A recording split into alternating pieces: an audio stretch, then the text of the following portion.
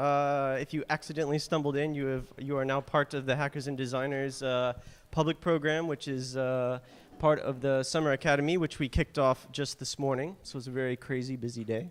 If you don't know what Hackers and Designers is or what it's about, it's something that we started in 2013. We being Selby, sitting back there, Anja standing next to me, and myself. The intention of that group is to bring sort of the practice of hacking, software development, programming closer to design and art. So we're basically looking and striving to build sort of a common language, because sometimes it can be quite a contentious relationship between all these groups.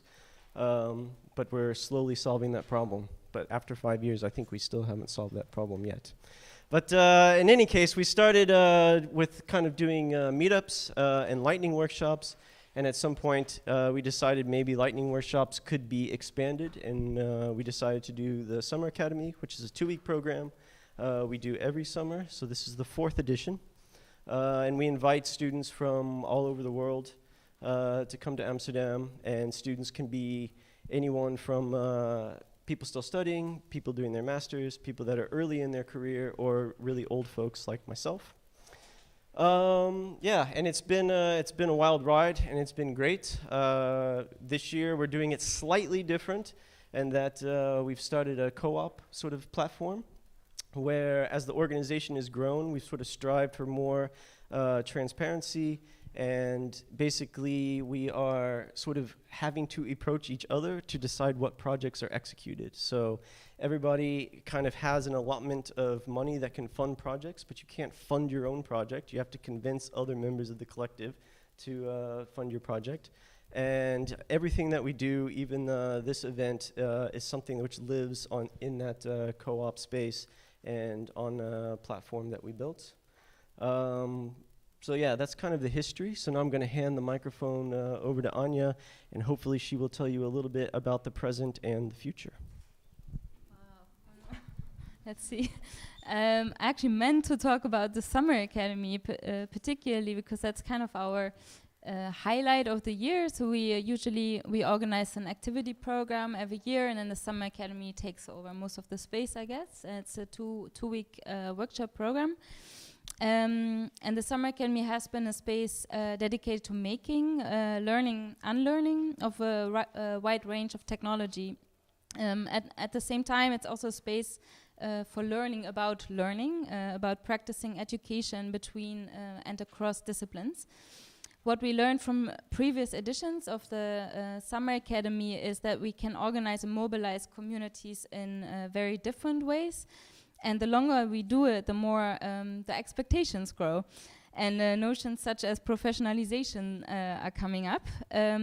So Hackers and Designers has so far never aimed to become an institution or a big organization with a grand vision. Much rather, Hackers and Designers is a loosely organized group of a bunch of individual makers coming from very different backgrounds and disciplines, who gather at certain moments, such as this, and make stuff together. That's a rather irregular meeting, actually, having lectures.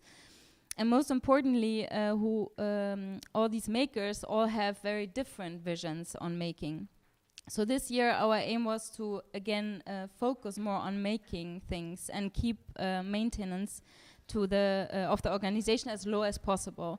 So from this idea of automized professionalization, a new format for the Summer Academy derived.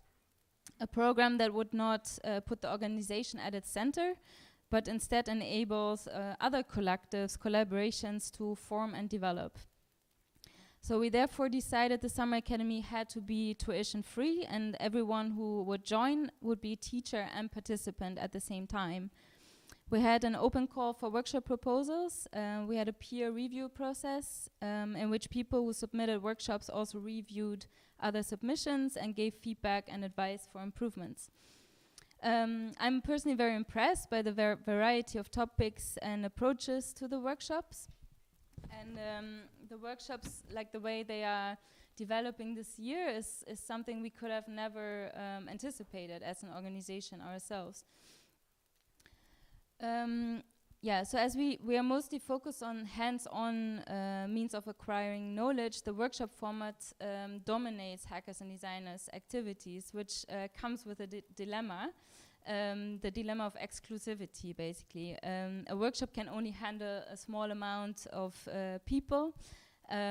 We will therefore be documenting on diverse channels, and of course, we organize this lecture program. So you'll be able to follow the workshops on our websites, on video documentation done by Juliette. Should I stand here? Okay. That's Juliette, video documenting right now.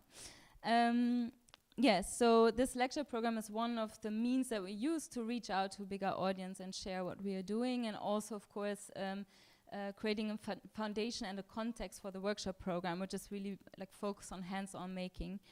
Yeah, so we have invited 4 incredibly interesting speakers who will introduce us to this year's topic of fake it, fake you, fake us from various important and inspiring angles. We have invited Klaas Kuitenbrouwer to guide us through the night. I know Klaas from working with the Critical Making Consortium. Klaas also works at the New Institute in Rotterdam as a researcher and program maker for digital culture. So Klaas will introduce us to each speaker and moderate the discussions. Thank you, Klaas, again for accepting our invitation. And I have to also thank the Stimuleringsfonds Creative Industrie for supporting us financially. And I would now hand over to you, Klaas.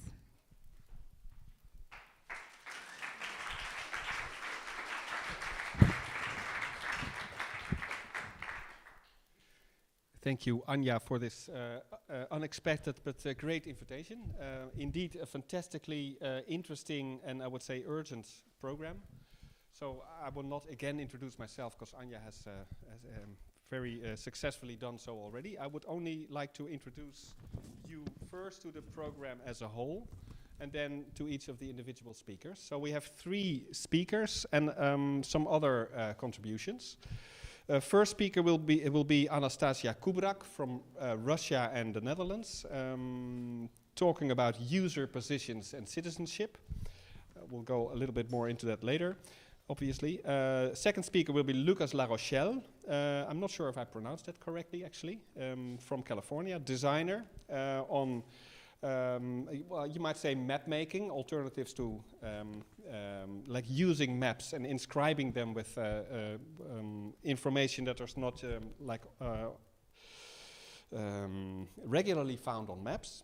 We'll have a discussion between Anastasia and Lucas after those 2 talks, then a little break. Then we'll go to Lyudmila Savchuk, a Russian researcher that you may have heard of because she was the one that exposed the famous, by now famous, internet research agency, the Troll Factory, that kind of keeps coming up in the Mueller probe that is now troubling Trump and his cronies. And after that we have a presentation by Louis Center from Berlin on the peer-to-peer web practice. So various, actually quite different angles, quite different perspectives to probably the central question of hackers and designers, like how to develop individual, collective agency on the part, on our part, on the part of users, citizens, well, regular people, interested practitioners who are not institutions, who are not big companies, but yeah, who live in today's world and are, well, troubled by many of its developments, but are determined to like let it not roll over us to the extent that we can avoid it. So, I would like to invite Anastasia Kubrak to come over.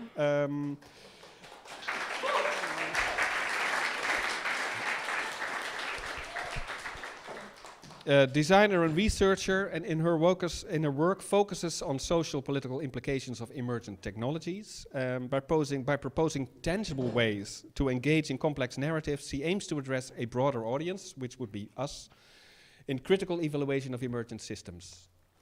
Anastasia, go ahead. Shall I give you the mic? Oh, you have a mic. Okay, yeah.